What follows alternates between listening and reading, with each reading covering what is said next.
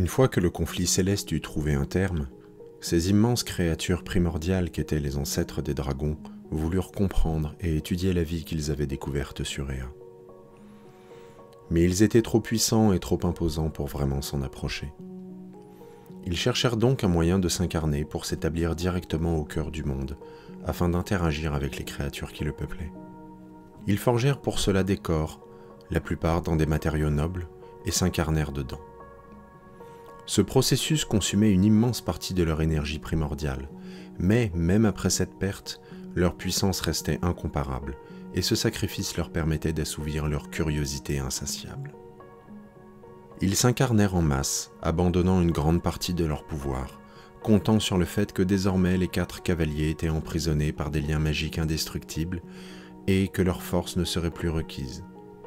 Il reste cependant possible que certains d'entre eux ne se soient pas incarnés et aient conservé leur puissance. Au fil des siècles, les dragons évoluèrent. Ils fabriquèrent des corps de plus en plus sophistiqués, allant jusqu'à imiter la vie jusque dans ses moindres détails. Mais il leur manquait toujours une chose, ils n'étaient pas capables de procréer. Les créatures issues de la procréation des dragons n'étaient guère plus que des animaux. La seule solution qu'ils avaient trouvée était d'infuser une partie de leur essence dans leur engeance. La progéniture était alors consciente, mais aussi plus faible que ses géniteurs. Ainsi, petit à petit se mit en place la société des dragons. Les plus anciens étaient incroyablement puissants, mais avaient cependant besoin de beaucoup dormir. Les jeunes générations, bien moins douées, n'avaient pas cette contrainte et pouvaient ainsi découvrir de nouvelles choses et développèrent la sorcellerie qu'ils connaissaient intuitivement. Mais ce qu'ils réussissaient à faire à force d'études et de recherches, les anciens dragons, lorsqu'ils s'éveillaient, mettaient moins de temps à l'apprendre et le faisaient mieux. La société des dragons s'établit ainsi, très rigide, car les plus anciens dragons restaient toujours les plus puissants et au sommet.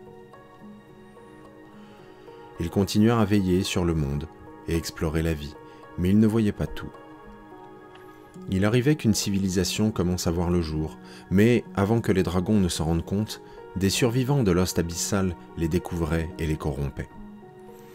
Les dragons n'avaient alors d'autre choix que d'exterminer ces embryons de civilisation maléfique, dont on retrouve encore parfois les ruines.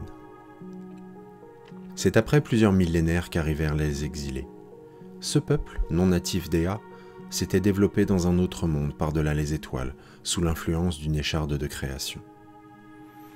Ils s'établirent par petits groupes discrets dans un premier temps, puis, au fil des siècles, devinrent de plus en plus nombreux, jusqu'à arriver en masse. Cette arrivée était en fait un exode, car ils fuyaient un ennemi. Lequel? Pourquoi? Impossible à dire, car ils refusent d'en parler. Et lorsque le souverain, leur seigneur, arriva, il détruisit le moyen d'accès à leur monde, pour être certain que l'ennemi ne les suive pas, condamnant par là même nombre de ses sujets des classes inférieures qui étaient restés. Ils construisirent ensuite de grandes tours que l'on nomme aujourd'hui les spires, et s'établirent sur le monde. Les premiers temps de la vie des exilés étaient difficiles, ils devaient s'adapter à un nouveau monde, et décidèrent de faire appel à leur don inné, le lien de vie, qui leur permettait de se lier aux différentes formes de vie et de vivre en symbiose avec elles. Le lien de vie était un processus lent et fastidieux, qui avait une dimension religieuse. Mais ce que souhaitait le souverain était une approche plus pragmatique, proposée par ses conseillers. La plus haute autorité religieuse des exilés, appelée la Voix, vit cela comme un blasphème, mais la survie des exilés était en jeu, et le souverain s'appuya sur les castes inférieures auxquelles il donna des droits de reproduction exceptionnels. C'est ainsi que les exilés se développèrent, et les dragons finirent par prendre conscience de cette colonisation. Ils observèrent les exilés, et contrairement aux expériences passées, ils ne détectèrent pas d'influence abyssale chez eux, et décidèrent donc de les laisser s'installer. Ils finirent cependant par envoyer des émissaires. Les plus jeunes dragons étaient très intéressés par les outils et les armes des exilés, et poussèrent vers ce contact. Lorsqu'il eut lieu, les exilés, au lieu d'être impressionnés par la puissance des dragons, ne virent en eux que des créatures avides et insolentes, et qui ne posaient pas une menace. Le conflit débuta peu après, et là où les jeunes dragons pensaient à servir facilement les exilés, ils en furent pour leurs frais. Le souverain jugea vite qu'il ne pouvait se permettre de partager ce monde si peu de temps après son arrivée. Il leva la plus grande armée d'exilés possible, s'appuyant sur les castes les plus basses, une fois de plus, et les envoya décimer les dragons. Cette armée partit et disparut. Les classes sociales, que l'on nomme aujourd'hui les silencieux, n'avaient pas oublié la trahison du souverain lors de l'Exode. Ils avaient juste attendu leur heure.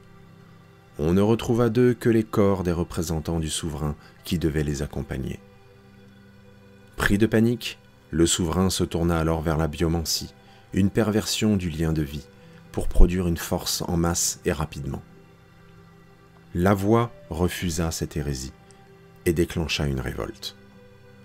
Les nouvelles forces du souverain matèrent rapidement la révolte, et la voix se rendit et fut amenée devant le souverain. C'est à ce moment que la voix, qui avait été en contact avec les dragons les plus anciens depuis un certain temps, invoqua 3 de ces formidables créatures. Il avait déjà conclu un pacte avec eux, qui lui garantissait de vastes forêts pour établir sa communauté. Le souverain n'eut d'autre choix que de négocier. L'apparition des dragons les plus anciens avait été suffisante pour qu'il réalise la puissance de ces derniers. En échange de la paix, il devait laisser partir la voix et ceux qui le souhaitaient, et ils s'établirent dans les forêts et devinrent les cours des tisseurs. Le souverain restait avec quelques survivants, qui devinrent ceux que nous appelons aujourd'hui les spires. Cependant, les dragons ajoutèrent un élément au traité, à l'insu de la voix. Le souverain devait, en plus de ses concessions, leur transmettre la biomancie. Cette dernière devait permettre aux dragons d'atteindre leur rêve de maîtriser la vie. Mais nul ne savait alors qu'elle les conduirait à leur perte.